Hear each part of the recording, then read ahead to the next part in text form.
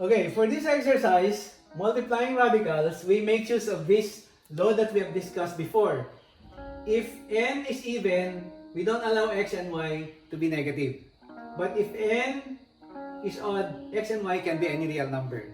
Okay? Now, here, we have negative 2 and 5 do not belong to the radical, but they are coefficients. So, we are going to multiply the coefficients. And then, the square root of 3 times the square root of 2 will be grouped together. And negative 2 times 5 is negative 10. According to this law, I can combine 3 and 2 inside and I will get 3 times 2. Or my answer now becomes minus 10 times the square root of 6. What about number 2? Notice that 11 here is a factor of 22. So it will be pointless for you to be multiplying 11 and 22. Instead, I'm going to rewrite 22 as what? 11 times 2. So therefore, I will now have square root of 11 times square root of 11 times 2.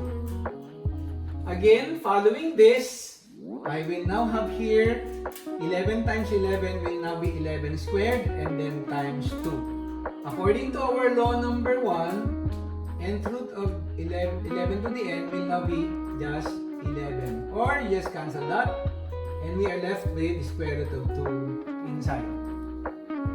Okay, now, number 3 is similarly done.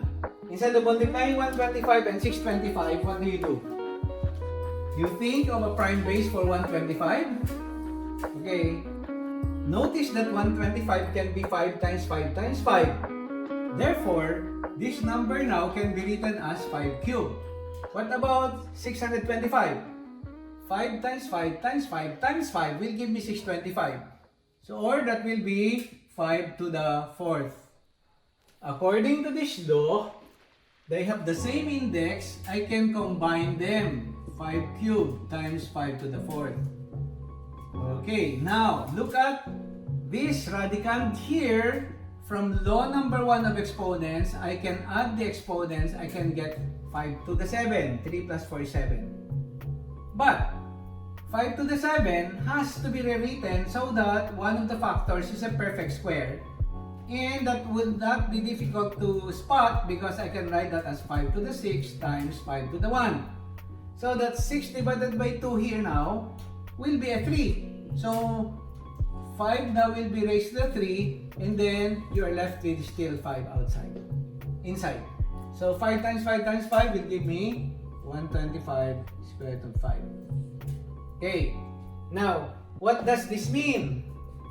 2 cube root of 5 raised to the cube means there will be 3 of this. There will be 3 of this. But instead of writing it that 3 times, we can have the law of exponent x times y raised to the m. Both of the factors are affected by that exponent. That's the power of a product. So I can now say this one is 2 raised to the cube times cube root of 5 raised to the cube. Okay? So that 2 raised to the cube is 8. Cube root of 5 raised to the cube, this one cancels. That will be a 5. And we will get a 40. That's your answer. Okay?